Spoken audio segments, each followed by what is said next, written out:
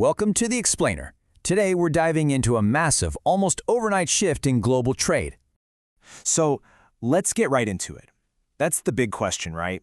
Because that's exactly what happened back in February 2026. A single court ruling kicked off this huge, chaotic shift in U.S. and global trade, and we're going to walk through exactly how it all went down. Okay, to really understand this chaos, we have to start with the one event that set everything in motion, a landmark Supreme Court decision that just completely upended the administration's trade strategy. And the legal battle was, well, incredibly fast. A whole new tariff system was put together throughout 2025, but by the end of that year, its legal foundation was already starting to crack in the lower courts. This all set the stage for a final showdown at the Supreme Court on February 20th. And this is a really crucial point.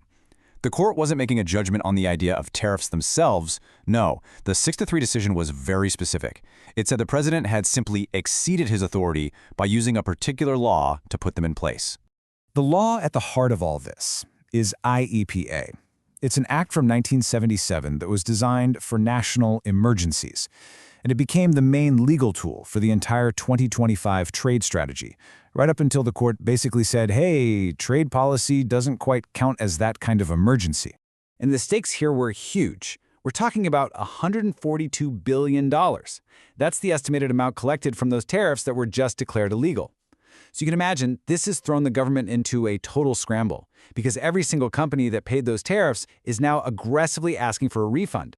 So what did this decision actually mean for the U.S. economy? Well, the impact wasn't just big, it was immediate. You can see the immediate impact right here on this chart. Before the ruling, the average U.S. tariff rate was almost 17%. Then, poof, it dropped overnight to just 9.1%. That's a massive shift.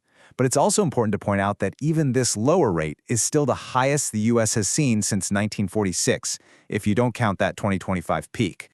And this table really breaks down what that means for your wallet and the wider economy. The estimated cost for an average household was cut from about $1,000 a year down to $400. And that long-term drag on the economy? It was reduced from a projected 0.3% hit to GDP down to just 0.1%. So, yeah, a significant relief, but not a total reset to zero. Of course, a legal earthquake like this in Washington sends shockwaves all around the world, and it instantly created a new and pretty unexpected set of winners and losers in the game of global trade. And here's the great irony of it all. The very countries that were often the focus of criticism, like China and Brazil, they saw the biggest tariff cuts without having them make any new deals. Meanwhile, allies like the UK, who had negotiated specific agreements for better rates, suddenly found themselves in a relatively worse position. Their advantage just evaporated. As experts like Johannes Fritz pointed out, the decision basically flattened a really complex, multi-layered tariff system. All those carefully negotiated advantages and special punitive rates, they all got compressed into a single new global rate, which completely rewrote the rules of the game.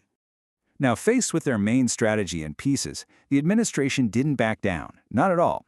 Instead, it pivoted almost immediately to a new, temporary, and, well, legally untested plan to keep the pressure on. So this is the administration's emergency fix. They reached way back into the law books for this rarely used provision from 1974 called Section 122. It lets the president put on a temporary tariff up to 15% for just 150 days to deal with a balance of payments deficit. It's basically a legal stopgap. So this sequence shows you just how fast everything changed. The court rules, and within days, this new authority is invoked, a new 15% global tariff is announced, and crucially, a 150-day countdown clock starts ticking. So this 150-day scramble has kind of stabilized things for now, but it's also created this immense uncertainty. It's left several huge questions just hanging out there with no answers. And these are the questions that are dominating conversations in boardrooms and government offices all over the world. You've got the $142 billion refund question. You've got questions about whether this new authority will even survive its own court challenge. And of course, the biggest question of all, what happens when that 150-day clock runs out? Ultimately, you have to ask, is this a reset for global trade, or is it just the beginning of a brand new chapter of chaos? The Supreme Court's decision might have closed one chapter of the trade wars, but it sure seems like it immediately opened another, leaving the future of global commerce more uncertain than ever.